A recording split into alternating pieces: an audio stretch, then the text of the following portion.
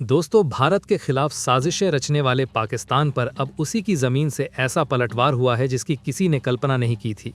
तालिबान ने सीधे मोर्चा खोलते हुए काबुल से ऐसा कदम उठाया है जिसे रणनीतिक हलकों में परमाणु बम से भी ज़्यादा घातक ब्रह्मास्त्र बताया जा रहा है। भारत के खिलाफ पर्दे के पीछे रची जा रही पाकिस्तानी साजिशों का तालिबान ने न सिर्फ भंडा फोड़ किया, बल्कि दुनिया के सामने वो सच रख दिया जिसे छिपाने की पूरी कोशिश की जा रही थी। अब सवाल ये है, आखिर तालिबान ने ऐसा क्या खोल दिया है जिसने इस्लामाबाद में खलबली मचा दी है? अब संयुक्त राष्ट्र की मेज पर पड़ोसी देश की पूरी पोल पट्टी खुलने वाली है। दोस्तों, इतिहास गवाह है, जो अपने ही आंगन में बारूद जमा करता है वो एक दिन उसी आग में खुद भी झुलसता है। लेकिन 2025 में जो कुछ घट रहा है वो किसी फिल्मी पटकथा से कम नहीं लगता। पर्दे के पीछे की साजिशें, बंद कमरों के राज और अब वैश्विक मंच पर होने वाला बड़ा खुलासा, ये कहानी अब सिर्फ क्षेत्रीय नहीं रही, बल्कि पूरी दुनिया की नज़रें इस पर टिक चुकी हैं। सवाल बस एक है, जब सच सामने आएगा तो सबसे ज्यादा झटका किसे लगेगा? जरा सोचिए दोस्तों, एक ऐसा मुल्क जो दशकों से अपनी चालाकियों, साजिशों और धोखेबाजी के लिए बदनाम रहा, आज उसी के सबसे करीबी माने जाने वाले, उसी के तैयार किए गए लोग उसके खिलाफ सबूतों का ऐसा पहाड़ लेकर खड़े हो गए हैं जिसने दुनिया की बड़ी बड़ी महाशक्तियों को भी हिलाकर रख दिया है। ये वही लोग हैं जिन्हें कभी उसकी सबसे बड़ी ताकत माना जाता था, लेकिन आज वही उसकी सबसे बड़ी कमजोरी बन चुके हैं।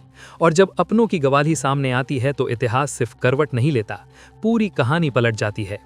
दोस्तों, ये कहानी किसी जंग के मैदान की नहीं है, ये कहानी है एक डॉजियर की, एक ऐसी खामोश लेकिन खतरनाक फाइल की जिसमें पड़ोसी मुल्क के उन तमाम गुनाहों का पूरा हिसाब किताब दर्ज है जिन्हें वो सालों से दुनिया की नज़रों से छिपाता आ रहा था। इस फाइल में गोलियों की आवाज नहीं है, लेकिन इसके हर पन्ने में ऐसा सच लिखा है जो बड़े बड़े देशों की नींद उड़ाने के लिए काफी है। क्योंकि जब युद्ध दस्तावेजों से लड़ा जाता है तो नतीजे सिर्फ सीमाओं पर नहीं, पूरी दुनिया में दिखते हैं।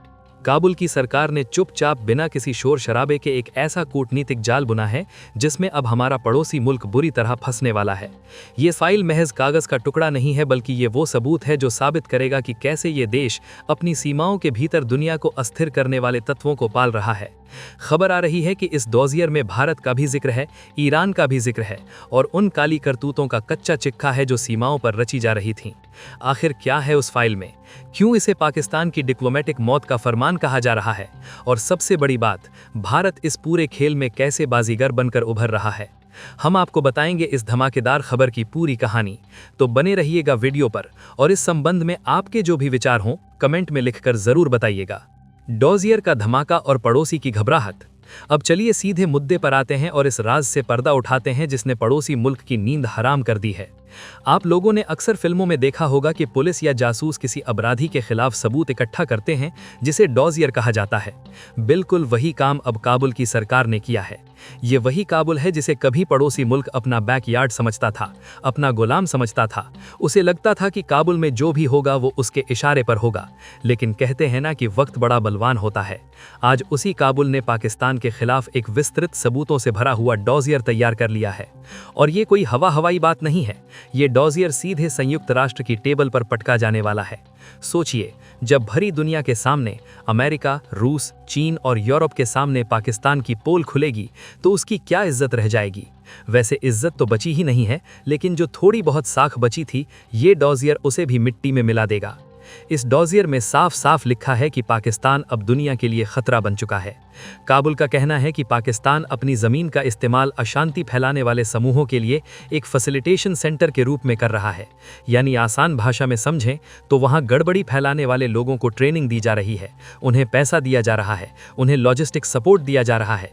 और ये सब किसके खिलाफ? सिर्फ अफगानिस्तान के खिलाफ नहीं, बल्कि भारत और ईरान के खिलाफ भी। मतलब पड़ोसी मुल्क की फितरत देखिए, वो एक साथ तीन देशों की पीठ में छुरा घोंपने की तैयारी कर रहा था। लेकिन वो ये भूल गया कि अब 2025 है और उसके सामने कोई कमजोर सरकारें नहीं बैठी हैं। काबुल ने दावा किया है कि उसके पास इस बात के पक्के सबूत हैं कि पाकिस्तान की खुफिया एजेंसी ISI और उनकी मिलिट्री इंटेलिजेंस मिलकर इन उपद्रवी समूहों को पाल रही है।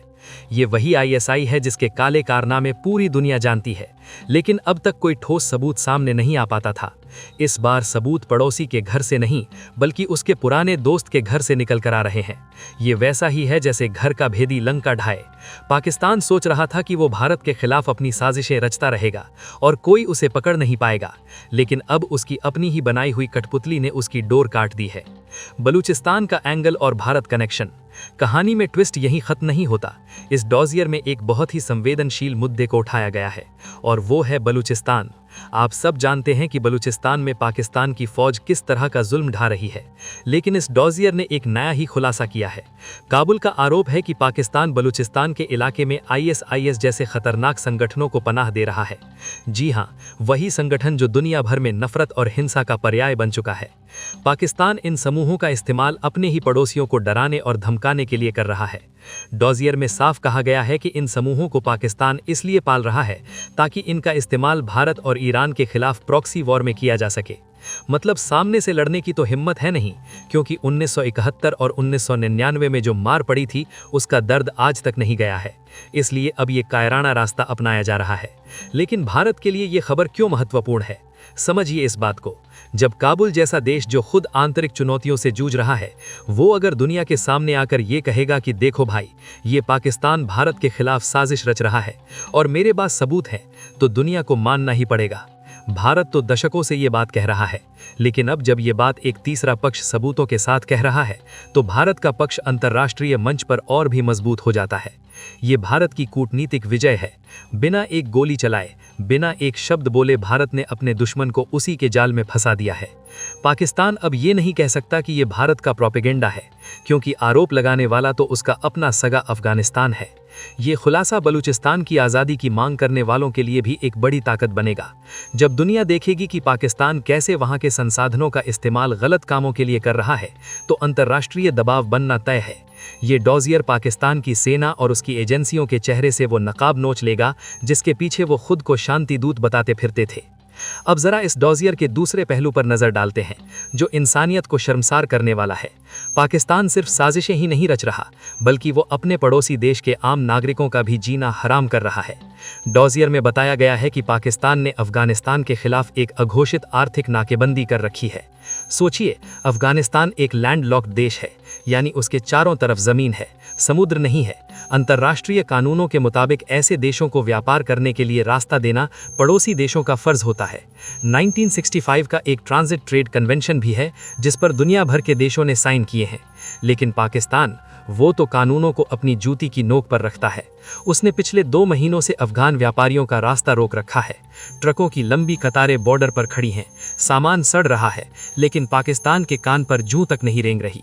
और हद तो तब हो गई जब उसने भारत के साथ होने वाले अफगानिस्तान के व्यापार को भी रोकने की कोशिश की। पाकिस्तान को मिर्ची इस बात की लगती है कि अफगानिस्तान और भारत के रिश्ते इतने अच्छे क्यों हैं। वो चाहता है कि अफगानिस्तान सिर्फ उसी पर निर्भर रहे, उसका गुलाम बनकर रहे। लेकिन अफगान लोग स्वाभिमानी हैं, वो भूखे रह लेंगे लेकिन गुलामी नहीं करेंगे। डॉजियर में ये भी बताया गया है कि पाकिस्तान कैसे अफगान शरणार्थियों के साथ जानवरों जैसा सलूक कर रहा है। वहां रह रहे अफगान लोगों के वीज़ा बिना किसी वजह से रद्द किए जा रहे हैं, उन्हें अपमानित किया जा रहा है, जेलों में डाला जा रहा है और ज़बरदस्ती देश निकाला दिया जा रहा है। वो भी ऐसे वक्त में जब अफगानिस्तान भूकंप और भुखमरी जैसी मुसीबतों से जूझ रहा है। ये पाकिस्तान का असली चेहरा है। एक तरफ दुनिया से मदद की भीख मांगना और दूसरी तरफ अपने ही शरणार्थियों पर जुल्म करना। ये डॉजियर दुनिया को बताएगा कि पाकिस्तान में मानवाधिकार नाम की कोई चीज़ बची ही नहीं है।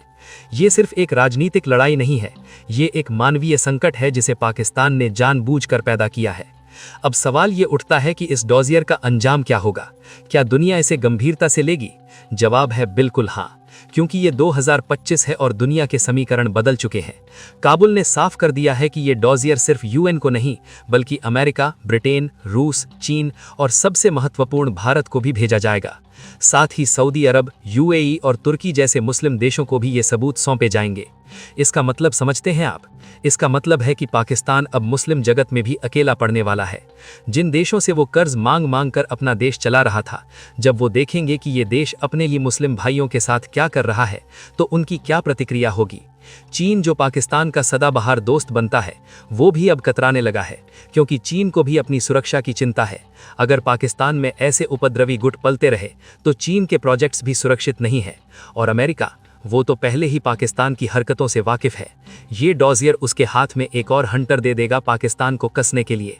लेकिन सबसे मजे की बात यह है कि तालिबान ने साफ कह दिया है, हम बात करने को तैयार हैं, लेकिन तुम्हारी दादागिरी नहीं चलेगी। उन्होंने पाकिस्तान की मांगों को अवैध और बकवास करार दे दिया है। ये तेवर बताते हैं कि क्षेत्र में शक्ति का संतुलन बदल रहा है। भारत अब चुपचाप बैठकर तमाशा देख रहा है और मुस्कुरा रहा है, क्योंकि उसका काम उसके दुश्मन के दुश्मन बखूबी कर रहे हैं। पाकिस्तान चारों तरफ से घिर चुका है। पूरब में भारत की मजबूत दीवार, पश्चिम में नाराज अफगानिस्तान और ईरान, और घर के अंदर टूटती अर्थव्यवस्था और गृह युद्ध जैसे हालात। ये डॉजियर उस ताबूत में आखिरी कील साबित हो सकता है।